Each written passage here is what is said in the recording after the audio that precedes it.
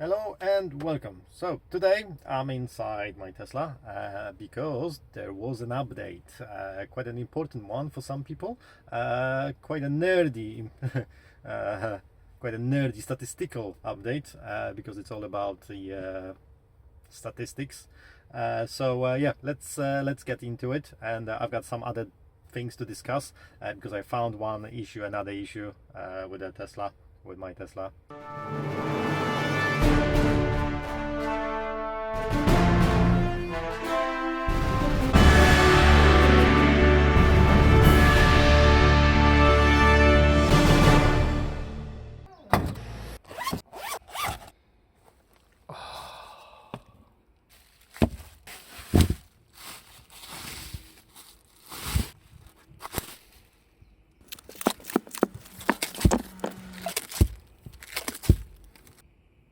Ooh, shiny.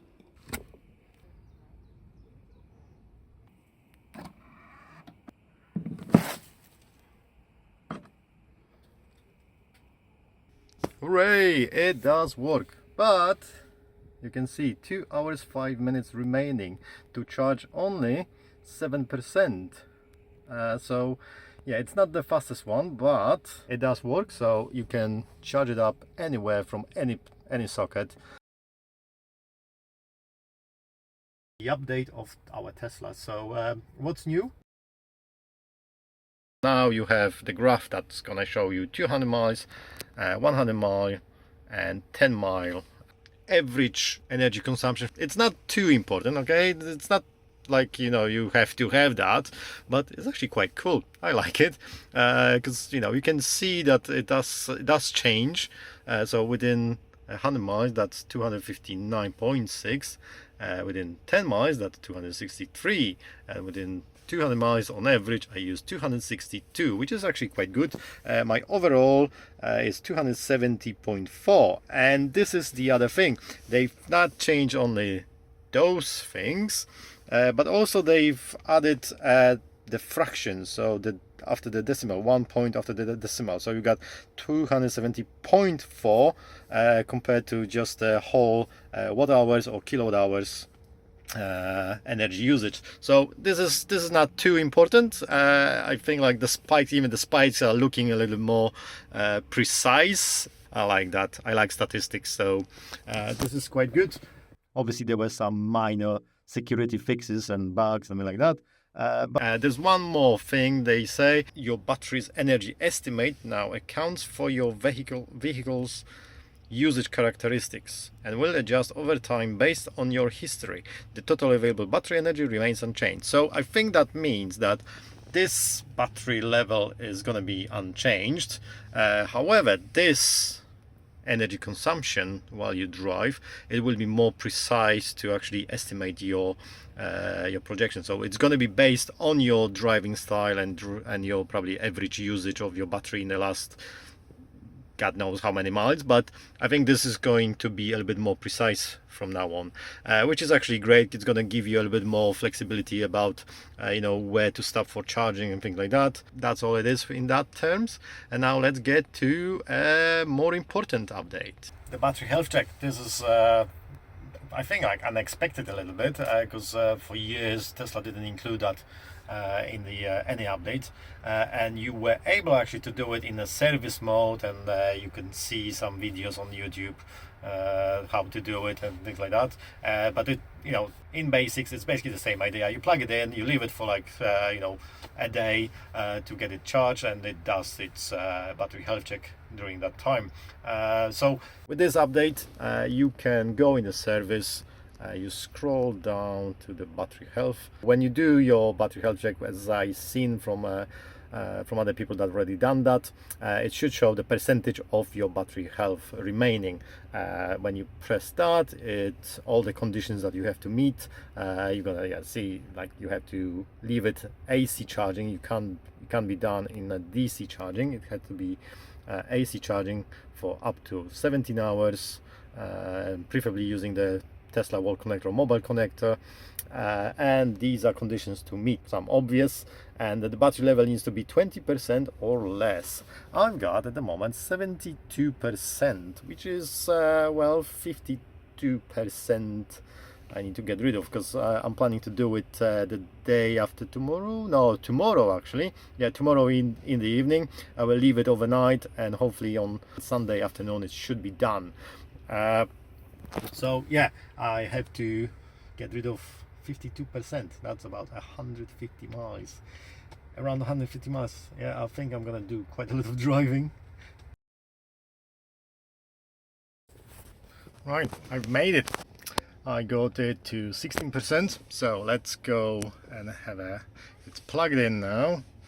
Yeah, it shows there, so let's go to service, let's go battery health, battery test. Right, all the conditions are met, so let's start the test. Right, 17 hours remaining, discharging battery. I will see you in 17 hours. Few days later. It is actually a few days later, but my battery health check, and I already know that it is 87%. So if you've seen my video, the previous video about the battery degradation, the Cleveland company that done that, remotely for my car, then you know that it they said like it's 91%.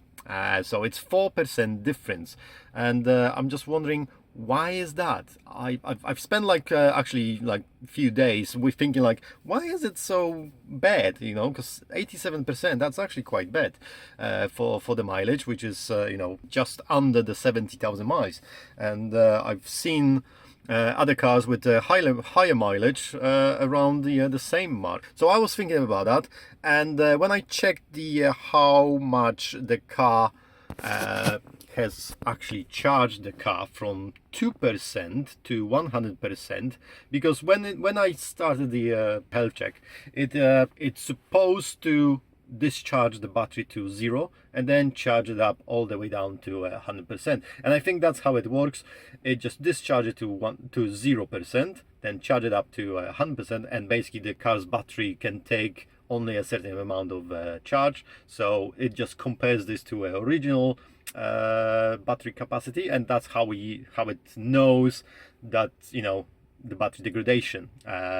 Okay, so when it stopped charging, it said that it charged 63 kilowatt hours, around 64 kilowatt hours. Okay, my battery, my energy stats for charging, one says it actually charged 68.5. However, that's because there are some energy losses during that time when it's fully charging, so it's quite normal that you're gonna pay a little bit more for the energy to actually charge your car fully. When you do some math, okay, so when you take the original battery capacity, which is 75 kilowatt hours, but it has that buffer obviously, like every EV, so it's around 2-3 kilowatt hours. So my battery capacity, my usable battery capacity, is around 72 kilowatt hours.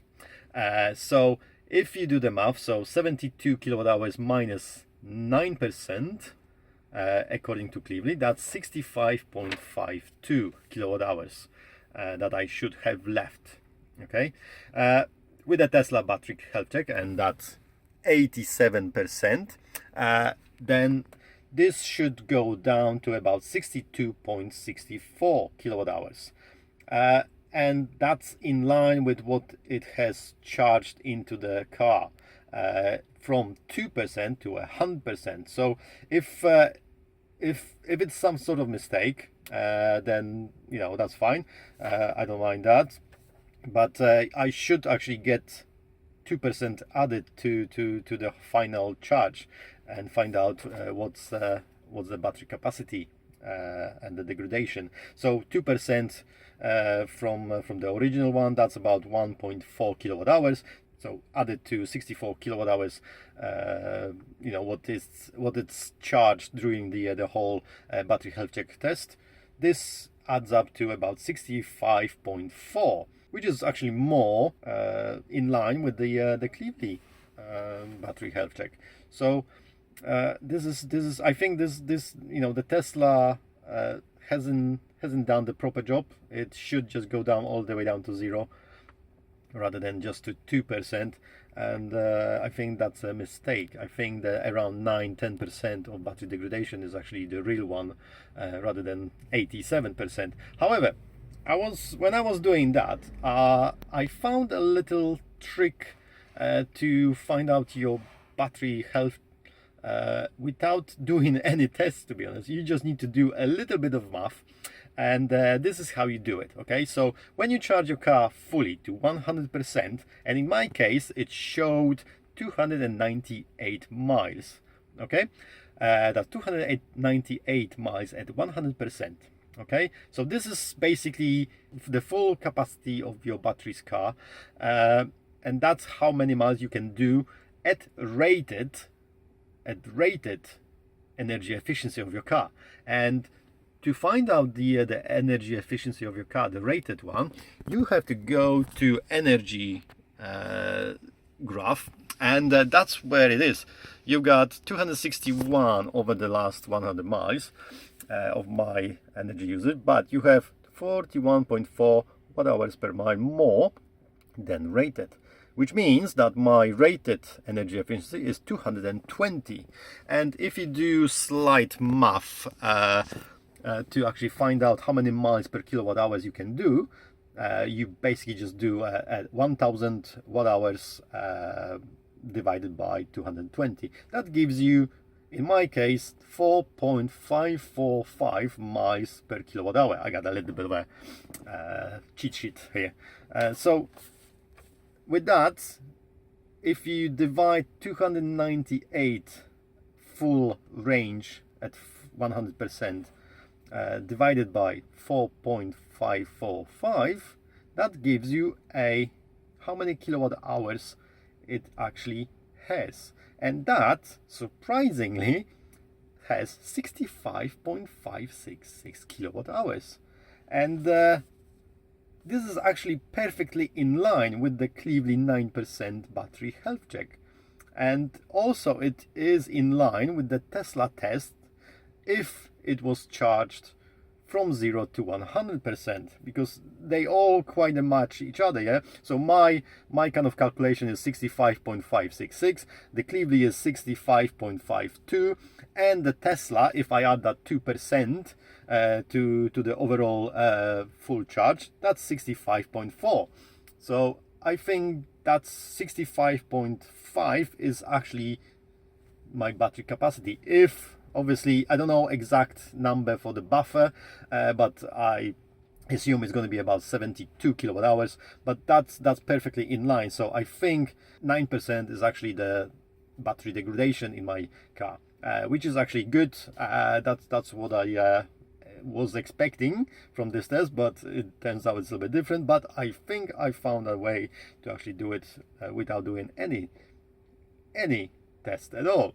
And I wondered how your cars, because I've got only my car to actually check this, but I wonder how your cars actually have what's the range at full and what's your rated, and by that you can do your calculations and find out if that's in line with your battery health check done by some external companies or by your car itself.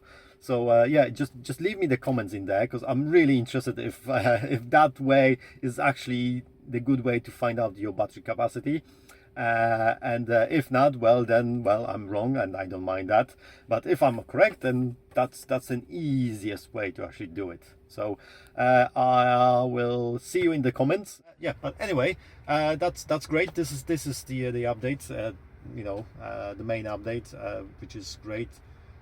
For the Tesla owners at least, because it's not great update for the companies like Cleveland that I've done my previous battery health check, and I feel sorry for them a little bit, because they've lost literally, like overnight, they've lost thousands and thousands of pounds of income every year, from Tesla owners at least, because there are some other makes that the the owners will do probably battery health check with them anyway. But yeah, Tesla owners, we can do it now for free. So every 6 months I can do it on my own and just carefully check my battery health. If it's going to drop down suddenly within 6 months, then it means that something's going on in a, you know, in a Tesla, in my car.